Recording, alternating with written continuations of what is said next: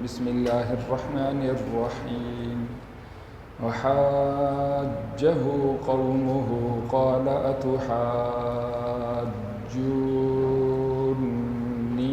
في الله وقد هدان ولا أخاف ما تشركون به إلا أن يشاء ربي شيئا وسع ربي كل شيء علما أفلا تتذكرون وكيف أخاف ما أشركتم ولا تخافون أنكم أشركتم بالله ما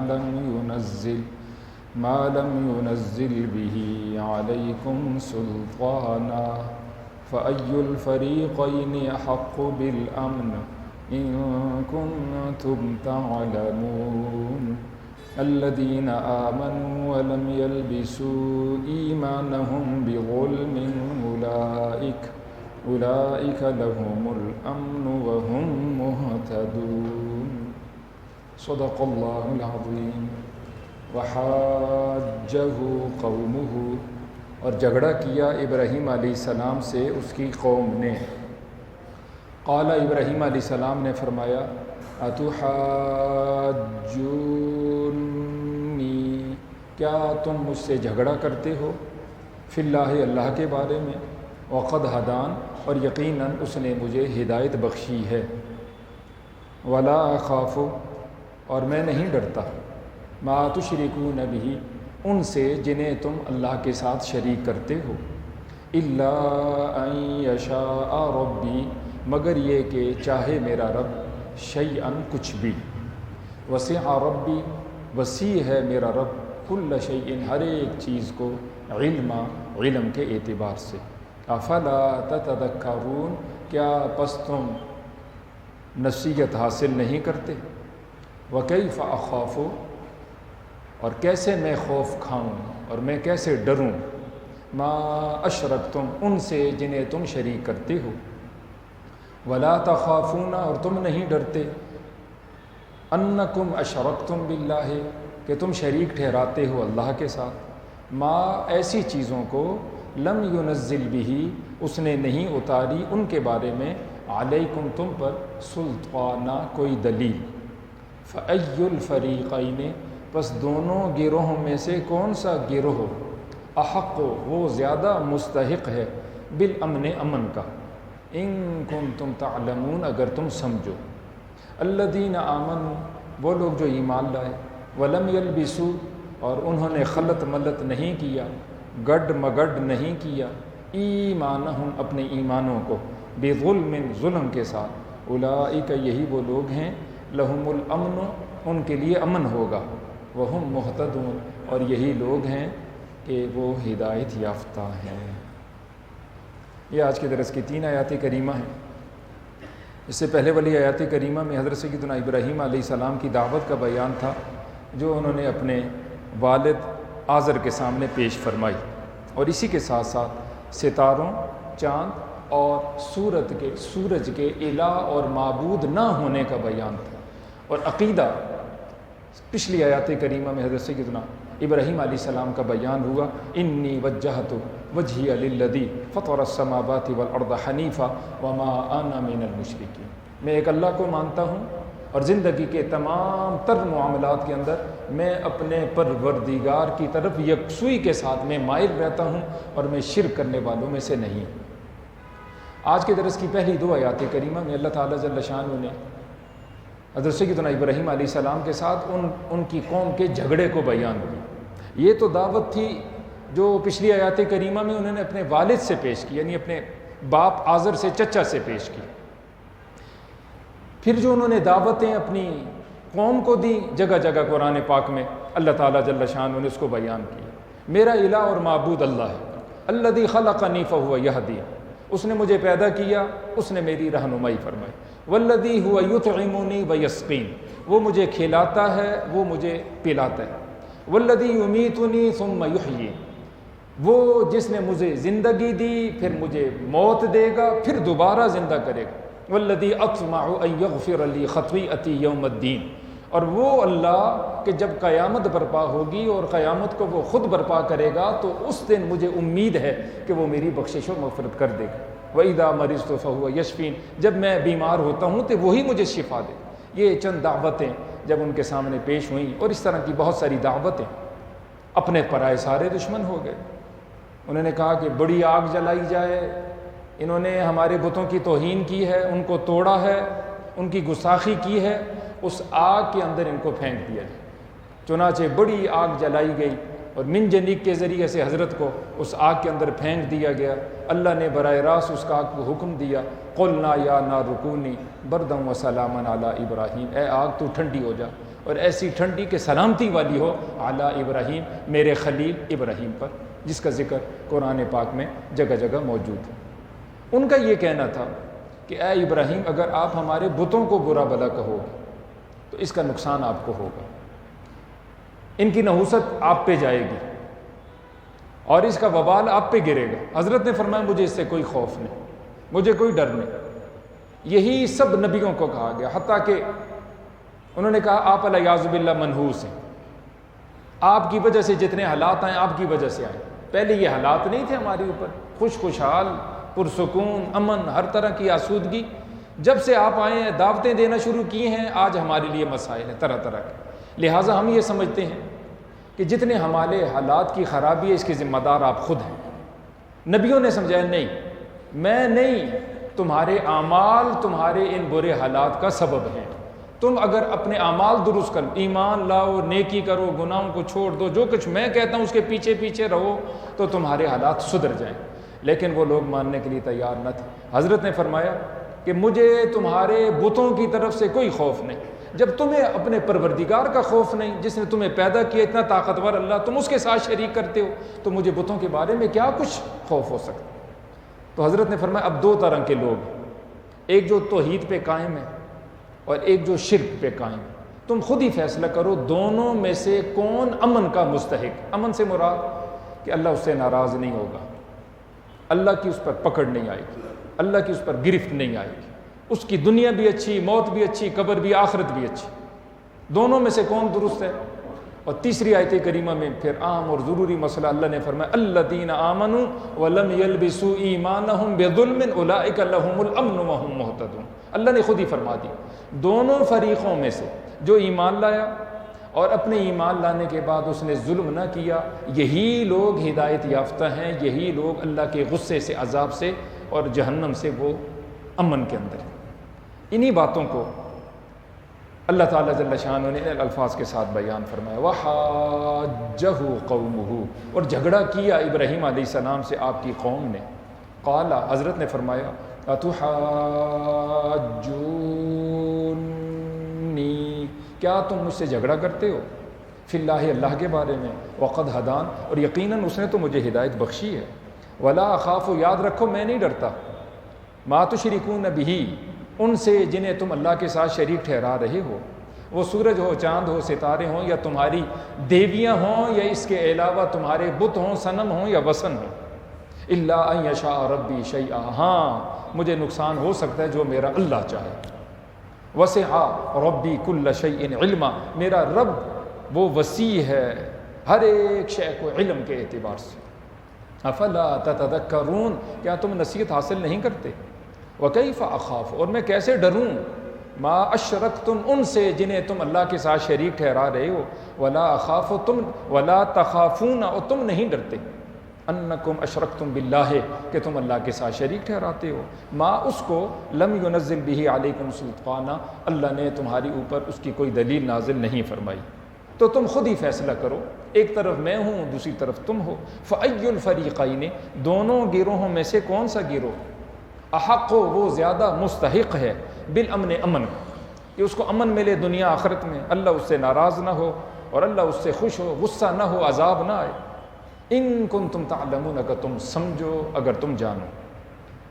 آخری آیت کریمہ میں اللہ نے میرے آپ سب کے لیے، قیامت کی صبح تک آنے والے سارے انسانوں کے لیے حقیقت کو آشکارا کر دیا، الذین آمنوا، وہ لوگ جو ایمان لائے، یہ پہلی سیڑھی ہے، ولم یلبسوا ایمانہم بظلم، اور انہوں نے اپنے ایمان کو ظلم کے ساتھ نہیں ملایا، گڈ مگڈ نہیں کیا، خلط ملط نہیں کیا، ایمان لانے کے بعد انہوں نے ظلم نہ کیا، اولئک یہی وہ لوگ ہیں لہم الامن، ان کے لیے امن ہے، عذاب سے مامون ہوں گے، عذاب سے محفوظ ہوں گے، جہنم میں نہیں جائیں گے، اللہ کی رحمت جنت میں چلے جائیں گے، اللہ ان سے راضی خوش ہو جائے گا، وہ پاس ہو جائیں گے، وہم مہتدون۔ تمہیں ہدایت یافتہ لوگ چاہیے، یہی لوگ ہدایت یافتہ۔ یہ تیسری آیت کریمہ بڑی قابل وضاحت ہے۔ دو باتیں میں اس میں وضاحت کرنا چاہ رہا ہوں۔ ایک بات تو یہ ہے کہ قرآن انسان اپنے طور پر نہیں سمجھ سکتا۔ میڈیکل کی کتابیں، انجینئرنگ کی کتابیں، زراعت کی کتابیں اپنے طور پر انسان پڑھے، میں کہے میں ڈاکٹر بن گیا ہوں، میں انجینئر بن گیا ہوں، میں سائنسدان بن گیا ہوں، تو سب کہیں گے نہیں آپ کے پاس ڈگری نہیں۔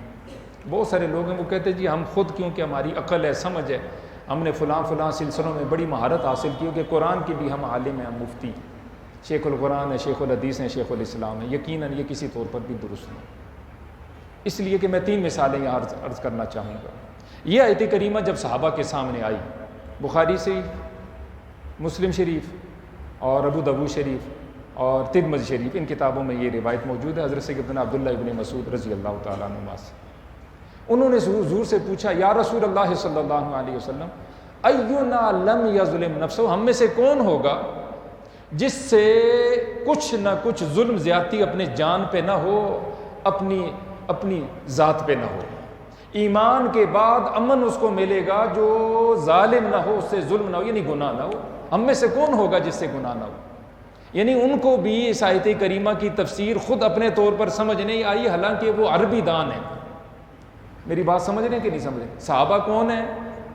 عربی بولنے والے تھے نا جی، یہ صحابہ اکثریت سے عربی، اور اگر عجمی بھی تھا تو جو عرب میں تھا تو وہ عربی بولتا تھا۔ کتنے دائیں بائیں کے لوگ ہمارے اندر موجود ہیں، پیور ان کو بولتے ہیں، ماشاءاللہ پہچان ہی نہیں ہوتی، بعد میں سمجھ آتی ہے نہیں یہ پاکستانی نہیں افغانی ہے بچہ، لیکن اس کی پیدائش یہاں کی ہے، اس کا رہن سہن یہاں تھا، بالکل ہمارے جیسی، وہ ان کو بولتا ہے۔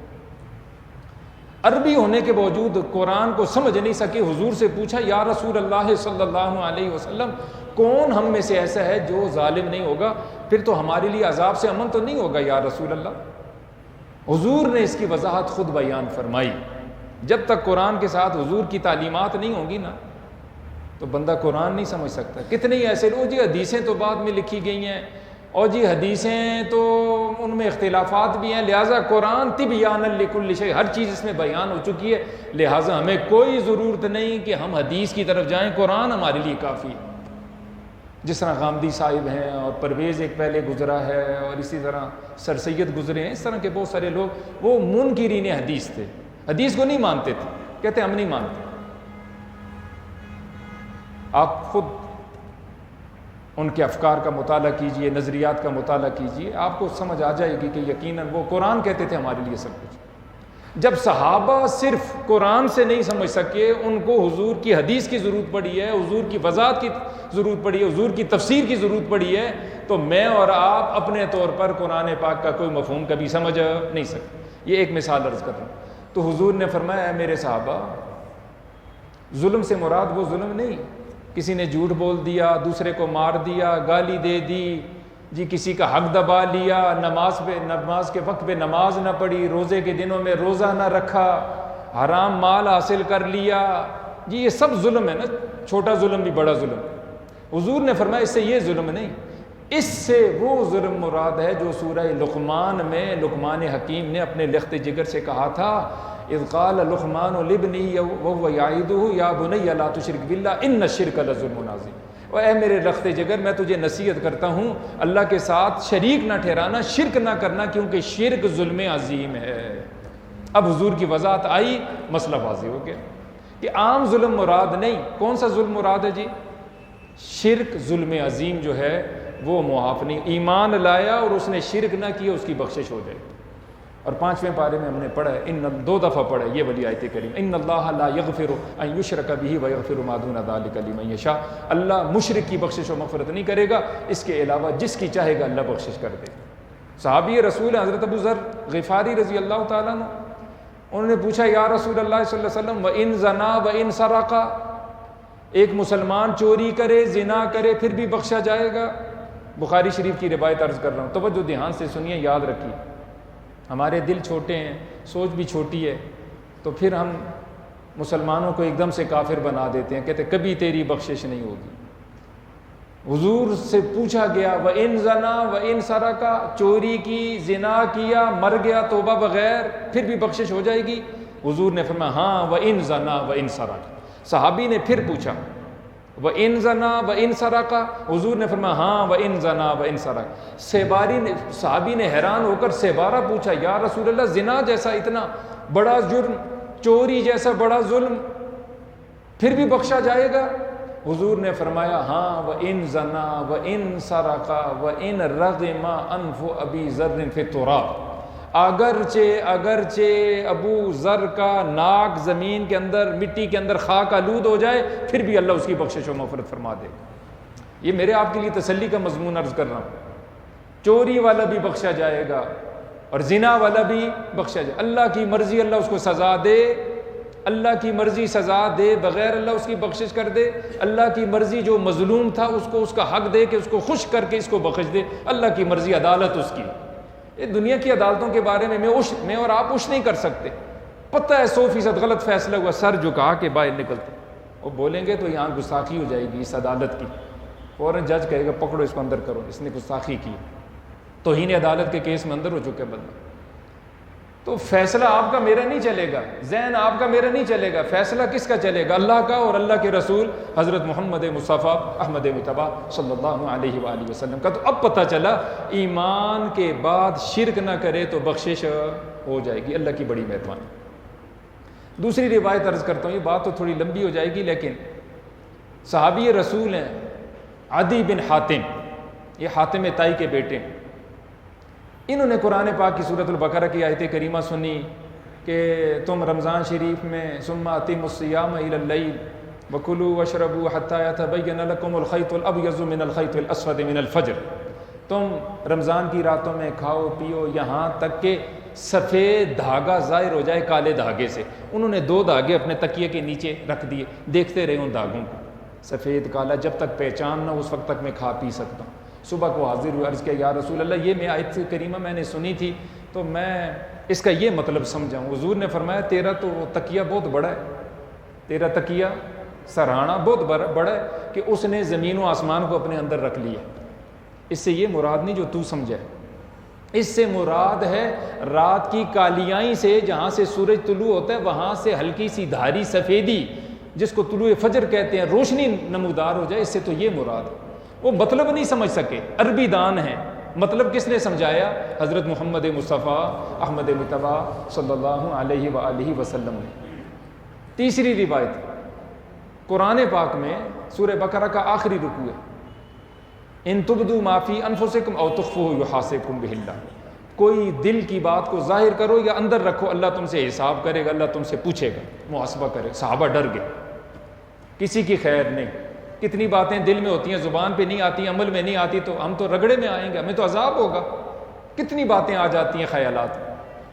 تو حضور سے جب پوچھا تو حضور نے فوراً فرمایا میرے صحابہ پریشان نہ ہو، لا یکلف اللہ نفسا الا وسعها، اللہ کسی نفس کو تکلیف نہیں دے گا، عذاب نہیں دے گا مگر اس کی گنجائش کے مطابق۔ دل کے خیالات کے بارے میں تم سے کچھ نہیں پوچھا جائے گا جب تک وہ خیالات عقیدے کے طور پر یا گناہ کے طور پر وہ دل میں ثبت نہ ہو جائیں اور وہ سرایت نہ کر جائیں، مضبوط نہ ہو جائیں۔ مت تکبر کا خیال آیا چلا گیا، خیر ہے، اللہ نہ کرے کفر کا خیال آیا چلا گیا، پکڑ نہیں ہے، لیکن کفری عقیدہ راسخ ہو گیا، تکبر دل میں بیٹھ گیا، غرور بیٹھ گیا، پھر اللہ پوچھیں گے۔ مطلب سمجھ گئے کہ نہیں سمجھے؟ قرآن کو اپنے طور پر ہم سمجھیں گے، حدیث کے بغیر، عالم کے بغیر میں کہتا ہوں کبھی بھی ہم نہیں سمجھ سکتے، ہم گمراہ ہو جائیں۔